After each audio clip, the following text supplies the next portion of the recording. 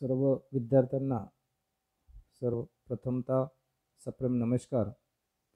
विद्यार्थी मित्रांनो, या अगोदरच्या तासिकेला आपण मुतगंध भाग 3 या पाठ्यपुस्तकातील मंत्रबळ नव्हे यंत्रबळ विदा सावरकर यांचा वैचारिक पाठ आपण अभ्यासला होता।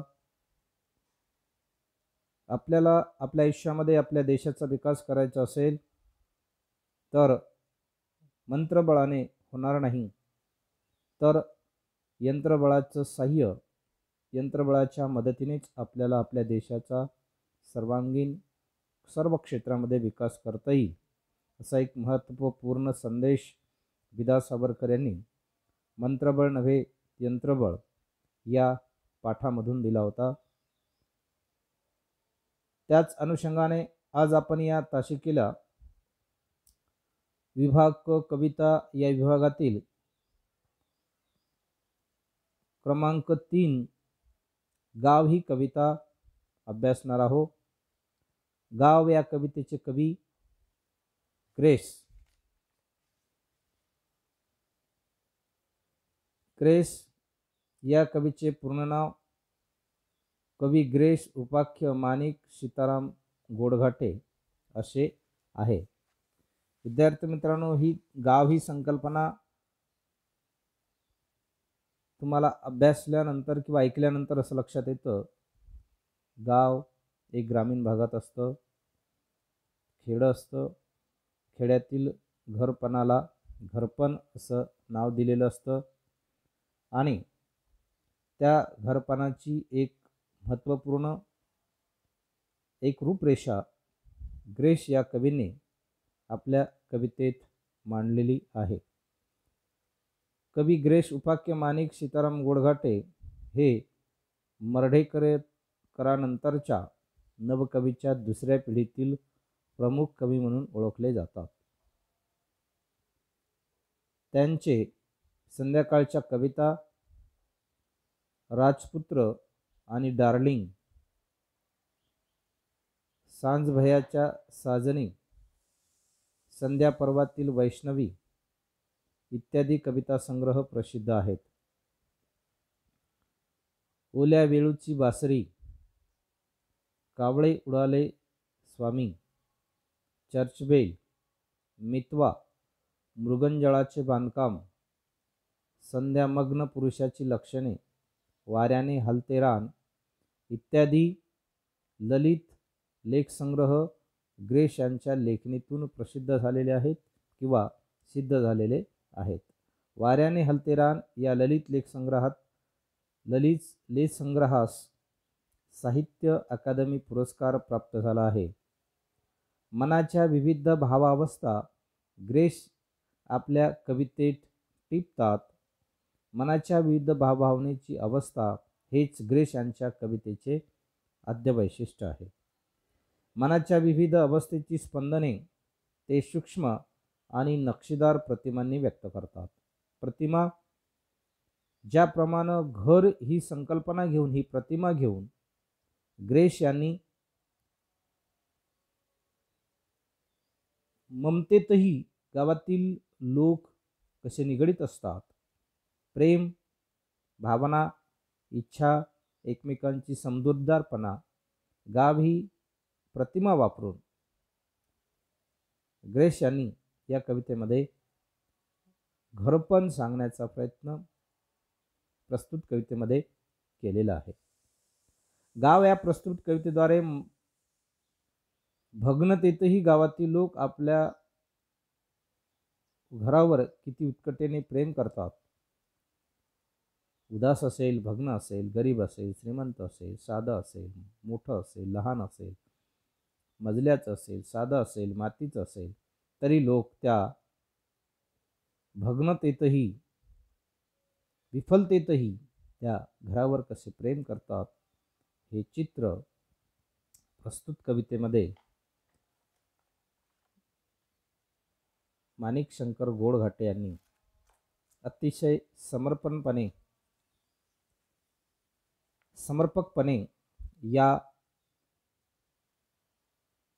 कवितेमध्ये व्यक्त केलेले आहे. कवीच्या मनामध्ये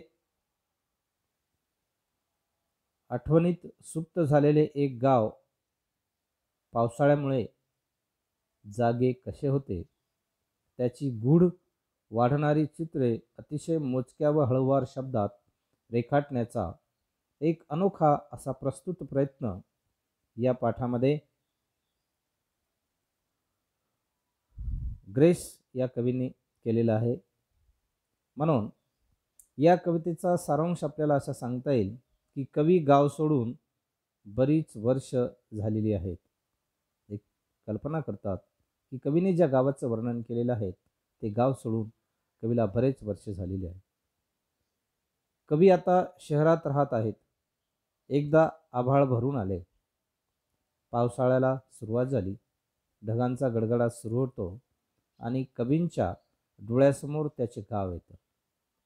जो देखे ना रवी तो देखे कवी, अशा एक समर्पक मनीला अनुसरून कवी आपल्या गावाकडे थोडासा बौद्धिक आणि नजरात्मक माणुसकीचा दृष्टिकोन त्या गावावर टाकतात आणि त्यांच्या डोळ्यासमोर गाव येतं. त्यांचे मन गावात पोचते. अंधार पडलेला असतो. कवी त्या गावाचं वर्णन असं करतात. पावसाळ्याच्या धारा सुरू आहेत, जणू अंधारच पावसात भिजलेला आहे. कवीच्या गावाच्या शिवेवर एकटं घर दिसते. कवीला त्या गावाच्या शिवेवर म्हणजे त्या सरहद्दीवर सीमेवर त्यांना एक गाव दिसतं, घर दिसतं. गावापासून दूर असलेले ते घर दलिताचे, बहिष्कृताचे घर असावे. गावात अजूनही जातीपाती धर्मभेद कायम आहेत, म्हणून ते घर गावाच्या शिवेवर दिसते आहे. कवी कल्पना अशी करतात. कवीचे मन आता गावात पोचले आहे. गावातल्या सार्वजनिक पाणवठ्याच्या बाजूला एकट वाडा खचलेला अवस्थेत आहे.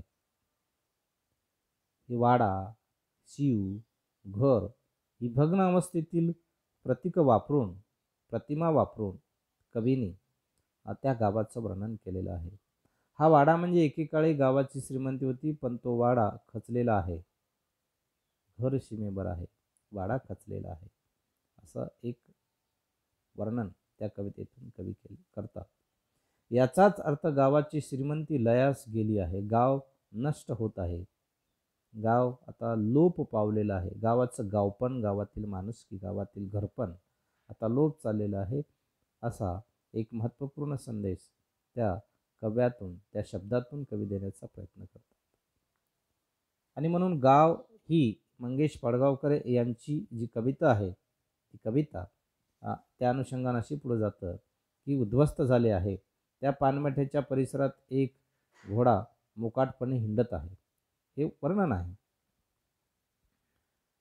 हा घोडा देखील गतकाळातील गावाचे वैभव होता, पण आता त्या घोड्याला कोणीही पालनहार्ता राहिलेला नाही. गावात घोडा नष्ट होणे, शिव नष्ट होणे, वाडा उदास पडणे ही त्या गावातील भग्न अवस्थेची एक महत्त्वपूर्ण उदाहरणं कवी त्या पाठामध्ये देण्याचा प्रयत्न करतात.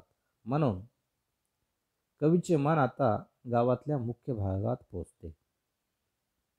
वडाचा पार कवीला दिसतो. पूर्वी गावामध्ये चावडी असायची. चावडीचं रूपांतर पारामध्ये झालं आणि त्या पारावर लोक बसत होते. दाट वडाच्या झाडातून कधीतरी एखादा कावडा उडत असतो. त्या वडाच्या पारावर साधू पहुडलेला आहे, पण त्याला झोप येत नाही, म्हणजे तो उदास आहे. उदासतेचं वर्णन त्या सदरील वर्णातून कवी करण्याचा प्रयत्न करतात. त्या वडाच्या पारावर साधू पहुडलेला आहे, पण त्याला झोप येत नाही, म्हणजे तो उदास आहे. तो त्या कुशीवरून त्या कुशीवर वळत आहे. कावळा ही प्रतीक्षा कवीने मिथक प्राप्तकथा म्हणून वापरलेली आहे. कावळा हा एक अशुभ प्रतीक आहे. तो काळा आहे. ते अशुभतेचं प्रतीक म्हणून कावळा ही प्रतिमा वापरून कवी तिथला उदासपणा व्यक्त करतात. पूर्वी गावात कुणीही अनाहूतपणे आला तरी तो उपाशी राहत नव्हता, कारण उसणं करून त्याला जेवू घालण्याची पद्धत पूर्वी सर्वसाधारण खेड्यामध्ये होती. गावकरी त्याला अन्न देत होते, परंतु आता मात्र त्या साधूला कुणीही अन्न देत नाही. तो उदासपणे पारावर एकटा झोपलेला आहे, त्याला झोप येत नाही. तो साधू उपाशी असल्यामुळे त्याला झोप येत नाही. भुकेचा कावळा त्याला स्वस्थ बसू देत नाही.